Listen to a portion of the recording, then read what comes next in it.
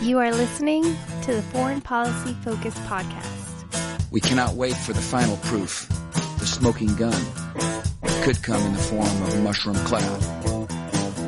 Haven't you driven enough people from their homes already? Bulldoze their villages, seize their property under laws they had no part in making.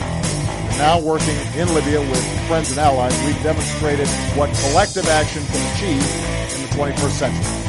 Now the host of the show, Kyle Ansel. This is episode 368 of the Foreign Policy Focus podcast. I got a lot to cover on today's show. Of course, updates on the very tense situation between the U.S. and Iran. Last week, Iran shoots down a U.S. drone and potential response from the U.S. that, according from the president, was only called off a couple hours before a military strike against the Islamic Republic. And so the last three shows have been spent talking about Iran and breaking down that from a bunch of different angles. And I have more updates from everything we talked about in the last week on the show today. And it's really important that we cover it because, we're talking about war here with hundreds of thousands of Iranians dead and, tens of thousands of Americans. And that's likely just in the first, kind of opening shots here as the U.S. is trying to take out Iranian missile positions and Iran's responding with missile and asymmetric warfare against U.S. positions, of which there are 70,000 U.S. troops in the Middle East. So plenty of Iranian targets. But there is a lot of other stuff going on around the empire. And I'm going to get into all that on today's show as well. So make sure you're sharing the show. Best place to find it online is at the Libertarian Institute, where the show and my daily news roundup are featured in the homepage. New this week, the show is also on Checkpoint Asia. The editor of that site is a previous guest of the show, Marko Marjanovic, who always has a great take on the U.S. empire and terrible things that are happening because of U.S. wars. And so check out that site and find the show there now. For those of you new listeners to the show, make sure you subscribe to it somewhere. iTunes, Spotify, iHeartRadio. If people listen to a podcast, the show should be up on that service. And if it's not, let me know. I'll get it up. I want you all to subscribe to the show because I update current events, and the best way and the way you get the most out of the show is by listening to as many episodes as possible. And last thing about donating to the show at patreon.com/foreignpolicyfocus. Get in on the live stream. I actually ran the first live stream, the June one, as a show 265 with Steve Waskow and Will Porter, where we have a good time and become a patron to get in on that in the next month. First up on today's show, a new report, I believe from the Pentagon, saying that Lockheed Martin isn't producing usable parts for the F-35. A shortage of spare parts has been a big problem so far for the F-35, and recently I've been reading that the Air Force has been resorting to cannibalizing some F-35s in order to supply parts to others, so they can't get new parts in, and they start taking all the parts that aren't even spare parts out of other planes, so maybe half their fleet doesn't work, but that's the only way they could get half their fleet up in the air, or else there'd be almost entire fleet out of service, all with various parts that they need. Now, you would think if this was any other company, look at what Congress has done to the MLB or Facebook and Google for after the 2016 elections, dragging people out there and berating them with, oh, how dare you? How could you do this? Look at what, example this sets for the children. How could you have let all these terrible people say these terrible things? But here you have a company who's taken a whole bunch of taxpayer money, wasted it, developed a crappy plane, and now they can't even supply the parts for it so it could even pretend to fly to do anything useful. And Congress isn't out there yelling at these people. Of course, we all know the reason why is that this is the military, industrial, congressional complex at work where Congress isn't going to rip up their biggest donors and yell at them and tell them to their face that you've wasted and stolen American taxpayer money to build war machines that we didn't even need in the first place. And if you weren't funding think tanks in order to get reports that you give to lobbyists along with campaign donations in order to make sure Congress isn't going to bring you up in front of a committee and ask you tough questions about all the taxpayer money you're wasting. All right, I got this story here, and it seems like some good news to me, at least the way I'm reading this. And sometimes with these complex international legal things, you get it wrong. But it looks like a Swedish prosecutor will not seek to appeal the judge's revocation of the request to extradite Julian Assange on those questions they have for him about potentially sexually assaulting a couple of women. So if they're not appealing that, it seems that Sweden won't be issuing that extradition request. The reason this is important is there is some consensus among like the establishment that it's okay to extradite Julian Assange to Sweden, even though he's only wanted in questioning, and I'm sure Swedish prosecutors could travel to the UK and talk to the guy. And I believe, Julian Assange has offered this so long as he got guarantees they wouldn't ship him off to the Americans, because he knew that there was a very good possibility that has now been confirmed that he could be charged under the Extradition Act in the United States for revealing classified information. And so with that taken away, there's a lot of the mainstream position that starts to get a little bit blurry here, because nobody really wants Julian Assange, I think, prosecuted under the Espionage Act. It's a pretty big power grab, and it seems to really fail the New York Times test of, if you could prosecute Julian Assange for handling classified information, why can't you prosecute the New York Times for handling classified information? I have a couple of recent stories out of NATO, and they both come after a change in May of 2019, so a couple months ago, of the Supreme Allied Commander. I believe the guy's name before was Breedlove, and now we have the American general who was head of European Command. I believe he is now holding both roles, and that is Todd, spelled just with one O, Walters. And after he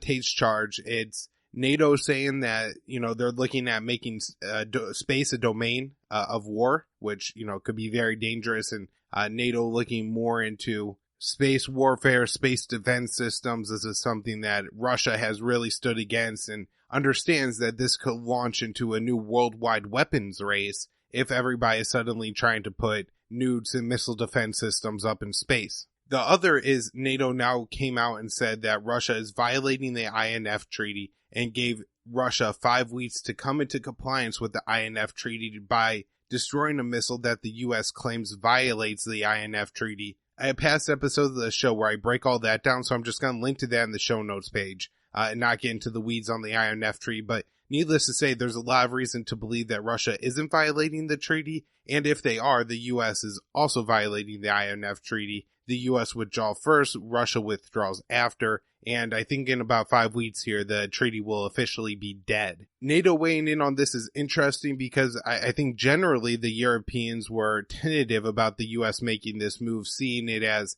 an invitation for Russia to start making intermediate range missiles that could have nukes on them and really making the rest of Europe a target for nuclear weapons. In North Korea, we have Kim Jong-un receiving a letter from Donald Trump that he regarded as positive. I haven't seen the text of this letter, so hopefully it said something along the lines of, yeah, we're actually going to do the deal we had agreed upon before Hanoi, and I'm going to fire Bolton and Pompeo in a couple weeks, and we're all going to work this out.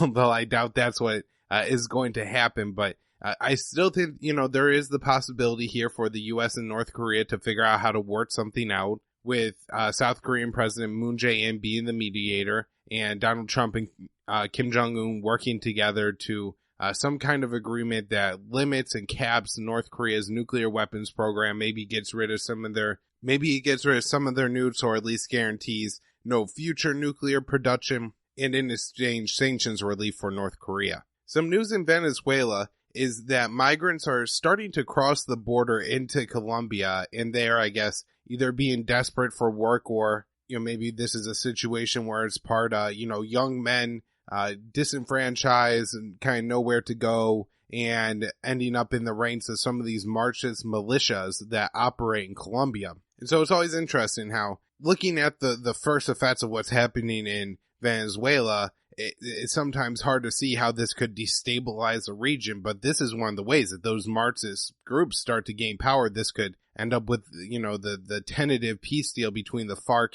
and the Colombian government eventually falling apart. And there have certainly been some rocky steps in that process of turning the FARC from a militant group into a political one. In Central America, the U.S. has placed new sanctions on Nicaragua, including the leader and his inner circle. Human Rights Watch had issued a report saying that they wanted sanctions on Nicaragua because of alleged torture that happened to protesters. I didn't see any convincing evidence that the torture had happened. and with Human Rights Watch advocating for sanctions, that to me is concerning. But at the same time, this is a government that has been putting John Bolton's troika of tyranny, along with Colombia, or Cuba, and Venezuela. And I'm sure there's a reason that maybe the Nicaraguan government is starting to feel a little bit uneasy about the pressure it's getting from the United States. In Turkey, Erdogan's party lost a major re-election in Istanbul. A few months ago, Turkey held huge elections, and by the slimmest of margins, the opposition party beat the leader Erdogan's party for the leadership positions in the key city of Istanbul. Erdogan uses a whole bunch of legal maneuvers and I'm sure powers that he has gotten through his 3 years in power grab since a summer 2016 coup attempt against him. And he undoes the election, and then, they agree to have another one. This time, the opposition won by a larger margin. A couple interesting developments here that I thought is that the Kurdish leader, who's been in a Turkish jail for decades now, Öcalan, issued a statement telling the Kurds to stay neutral in this election. Although with the opposition winning by a wider margin, it would suggest to me that maybe the Kurds didn't remain neutral and actually voted with the opposition. There's a great episode of the Scott Horton Show called Revenge of the Kurds, where he kind of talks about this phenomenon of the Kurdish party backing the opposition to Erdogan because they're less hawkish against the Kurds, even though they're still hawks against the Kurds, than Erdogan, who has been extremely tyrannical and repressive towards them. All right, on to Afghan peace talks here, and seeing some positive signs about these talks. We're entering into the 7th round of talks now. I would say my analysis through the first 3 was fairly skeptical that they would amount to anything, since the Taliban demand is that all Western forces exit Afghanistan, and it didn't seem to me that under the Trump administration forces would be leaving, as Trump had gone with the McMaster strategy and then threatened to draw down but never did. As talks progress, we start to get statements, especially from the Taliban side, that say they're going well, and there's been a few hiccups in here, including talks agreed to, I believe, in Riyadh, where the Afghan government decided to show up and crash the party, and the Taliban say, hell no, we're not talking to the Afghan government, they're just proxies of the Americans, we're going to talk to the boss, we're not going to talk to his minions, because what they say may not be true if America doesn't agree. Made sense to me to negotiate that way. So the Taliban didn't show up to their hiccup, but overall, progress seems to be made in each round of talks. On the American side, the talks are led by neocon Zalmay Khalilzad, but that doesn't seem to be getting in the way of progress here. It doesn't seem like the Americans have tried to stick any poison pills in or sabotage any of the talks. And so maybe this guy is just acting under orders from Trump to say, end this war. And that's what he's trying to do. According to Mike Pompeo, who made a surprise visit to Kabul this weekend, staying 7 hours meeting with the country's leadership, he hopes to have a peace deal with the Taliban by September 1st. Now, I'm sure this includes the timeline drawdown that could absolutely be backed out on the U.S. side, and so is no guarantee of the end of the war. But this peace agreement being reached will be, I believe, the first time in the Afghan war of an agreement for Americans to just leave. I mean, they have planned to leave in the past. Obama said he was going to leave in the past. I think the plan for Bush would have been to leave before the end of his second term. However, there's been no deal reached with the opposition, the Taliban here, and maybe this is, a path to finally ending this conflict. I have no idea what this timeline is going to look like, although it might take the shorter the better. The longer it takes, the more politics are going to play into effect. It'll be interesting to see how Democrats feel on this. I think Elizabeth Warren, Tulsi Gabbard, and maybe Bernie Sanders will be in the minority of candidates who would support Donald Trump in signing some kind of peace deal with the Taliban. I think some of the hawks like Biden are going to advocate staying in the country even a longer time and making it into a political issue, which we kind of seen with Iran is a huge problem. And wouldn't it be, some kind of terrible but poetic justice if Donald Trump does reach this peace deal with the Taliban, but then Joe Biden becomes president and bats out on it because of political reasons, just like Trump did to Obama with the Nuke Deal. I guess that's a good place to transition to Iran, because unlike the media portrayal that the either attacks on the tankers or the shoot down of the U.S. drone is the center of the conflict between the U.S. and Iran, It's actually the U.S. withdrawing from the nuclear deal and reimposing sanctions on Iran that's really at the center of all this. Now, it doesn't seem like, unless some kind of incident happens in the Gulf, and more than likely to happen, the U.S. is going to carry out any strikes against Iran. So in that sense, maybe things have cooled off a little bit at the moment, but still on a kind of a razor's edge here. There are a couple upcoming events that are going to start to cause problems. Iran will start to be in violation of the JCPOA for the first time. So think about that. The U.S. withdrew from it a year ago and reimposed sanctions on Iran. And now the summer after, Iran is only going to start coming in violation of the agreement. And from the Iranian perspective, they say, hey, the Americans left, they reimposed sanctions on us. The Europeans aren't willing to break the U.S. sanctions. And a lot of other countries around the world, even if they're not necessarily allies with the U.S. like India, aren't willing to break the U.S. sanctions. And so our country is becoming poorer and poorer, and yet we continue to comply by the deal. So we're going to start to break the deal, because why become bankrupt following a deal that doesn't benefit you anymore? So some of the things that Iran is going to start doing is having too much heavy water. So there's a limit set in the JCPOA. The U.S. sanctioned Iran from exporting it. So they're going to eventually continue to produce it because they have nuclear power plants that produce energy. And that's where this heavy water comes from. And once they break that cap, I think some European countries in the U.S. are going to point fingers and say, oh my God, look at what Iran's doing. They're also enriching uranium at a faster rate here, which I don't know is a technical violation of the deal, but it's certainly going to cause Iran to have more nuclear material. And, people are going to yell and scream about that, even though it's going to be well short of weapons grade at 90% purity. And it's going to remain around the either 3.6%, which is the fuel grade, or maybe medical grade in like the 18 to 20% range. When that happens, the European reaction is going to be important and the American reaction is going to be important. But remember, you're going to see Houthi saying, oh my God, look what Iran's doing to the nuclear agreement. Remember, they're the ones that broke it and advocated for breaking it first. I think the reason Iran is forced to break the deal is that the Europeans won't give the U.S. the middle finger on this one and just tell them that, no, we're going to continue to trade with Iran.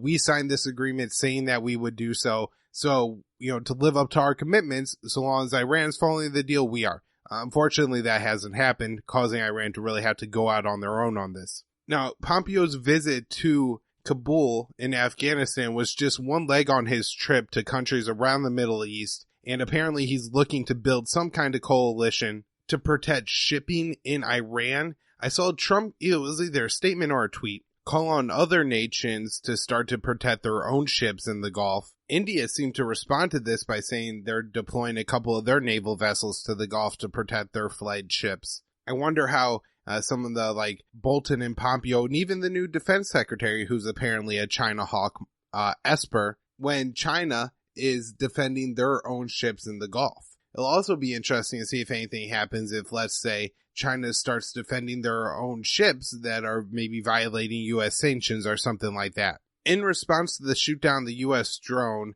Trump put a bunch of sanctions on top Iranian, I believe even including the Ayatollah himself, and then people who are apparently involved in the actual shoot down of the drone. I'm not sure if this is going to have any additional impact on the Iranian economy. It may prevent the Ayatollah from using some services like Twitter. I've seen that happen in the past, which I generally don't like, just because the Ayatollah being able to communicate what the message of the Iranian people is an important perspective. Whether he's a good person or not is, important to understand that he's not and may lie or stretch the truth or really try to bend things to benefit himself. But understanding what that position is a worthy thing to understand. And that's why, hopefully guy doesn't get kicked off Twitter. The Treasury Secretary Steve Mnuchin said the U.S. is going to start to freeze a bunch of Iranian assets. Not sure how many Iranian assets are over the seas that aren't already frozen, but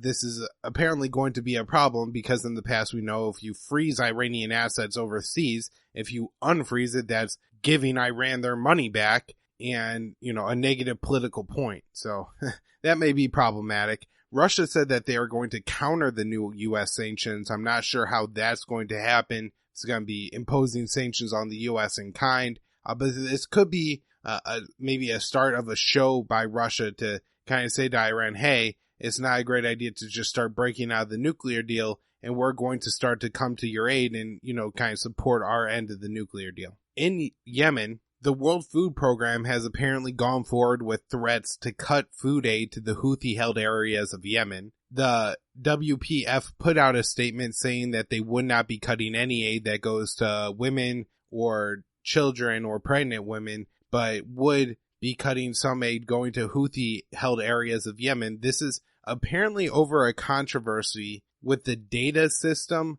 of who's getting aid or not. From my understanding, it's some kind of biometric system that the UN wants to use to be able to go in and take like fingerprints and iris scans of all these Yemeni to be able to make sure the food's getting to the right location. I gotta say, I don't understand the full impact of the UN having this data versus the Houthis having this data. All I know is who's ever, keeping these poor people from eating are real monsters, because brink of famine here in Yemen.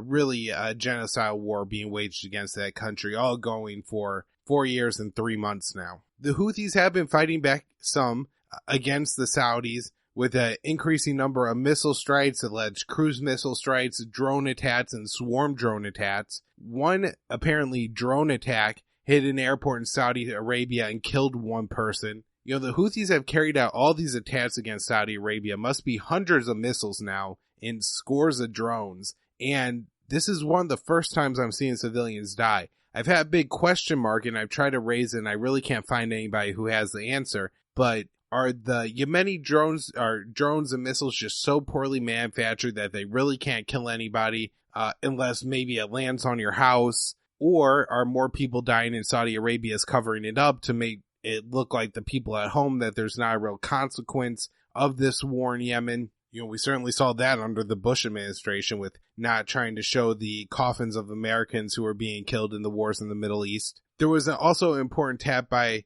the Houthis, not because it did any damage, but it was at a desalinization plant. And this is a plant that turns salt water into, drinkable kind of tap water situation, and is very important water source for the people of Saudi Arabia. Apparently, Saudi Arabia is one of the leaders in this kind of technology. If the Houthis are going to start targeting these kind of civilian targets, maybe that will be the reason for Saudi Arabia to start to recalculate the war in Yemen, and realizing that the Houthis can fight back and take a toll. Maybe they just decide to back off and call it quits. Although it seems like the Saudis have been only responding by these increase in Houthi attacks by attacking Houthi positions and just generally bombing random places in Yemen. All right, guys, that's the show for the week. Hope you liked it. Lots of stuff on Iran. I'm sure more will be developing over the weekends. Of course, we have the DNC debates. I haven't watched either yet. I do plan on watching them and hopefully having on a guest to talk with them about me. I'm guessing it's going to be kind of painful to sit through, but what the hell, I'm a podcast host. I guess that kind of comes with what I'm doing here. Make sure you check out this show somewhere. You find every episode at the Libertarian Institute and now at Checkpoint Asia. Also find some of the episodes at the Libertarian Party Mises Caucus. News roundups at the Institute. My news website is immersionnews.com. Twitter is at KYAAALE. YouTube is named after the Immersion News website, so that's at Immersion News on that channel. Thanks, everyone.